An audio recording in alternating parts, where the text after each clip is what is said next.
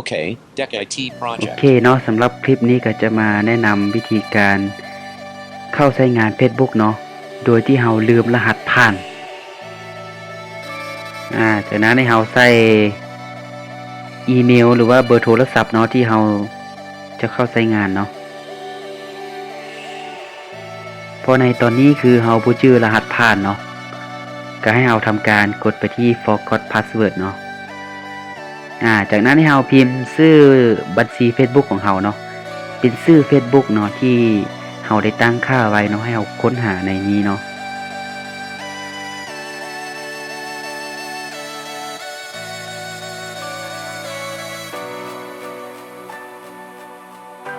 โอเคเนาะเราก็จะเห็น user ตัวนี้เนาะซึ่งมันก็จะโชว์ให้เราเบิ่งเนาะว่าเราใช้อีเมลตัวใดเนาะสมัครหรือว่าถ้าไผใช้เบอร์โทรศัพท์มันก็จะขึ้นเป็นเบอร์โทรศัพท์ให้เราอยู่นี่เนาะซึ่งเราสังเกตว่า user ตัวนี้แม่นของเราเนาะก็ให้เรากดไปที่ continue เนาะซึ่งทางระบบของ Facebook ก็จะทำการส่งรหัสหรือว่าส่งโค้ดเนาะไปที่อีเมลหรือว่าเบอร์โทรศัพท์เนาะที่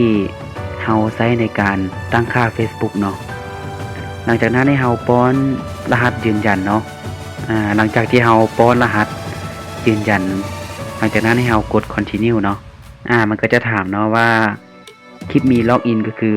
ให้เครื่องอื่นเนาะหรือว่าอุปกรณ์อื่นก็ยังสามารถใช้งานตัวนี้ได้อยู่เนาะหรือว่าจะมี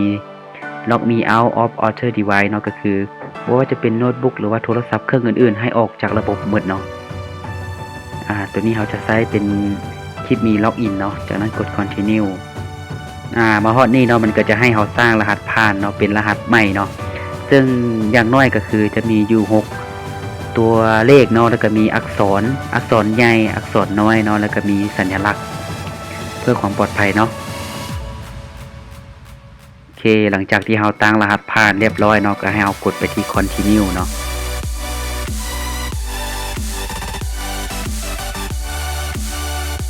โอเคเนาะก็ถือว่าเพียงเท่านี้เราก็จะเข้ามาใช้งาน Facebook ของเราได้ปกติเนาะซึ่งในคลิปนี้ก็อยากจะแนะนำว่าเนาะสำหรับไผที่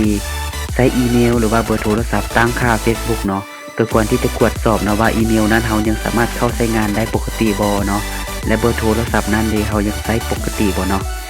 ถ้าอีเมลหรือว่าเบอร์โทรศัพท์ที่เราบ่ใช้งานแล้วเราก็ควรที่จะอัปเดตมันเนาะก็คือใช้อีเมลที่เราสามารถใช้งานได้เนาะโอเคเนาะสำหรับคลิปนี้ก็ขอจบเพียงเท่านี้เนาะ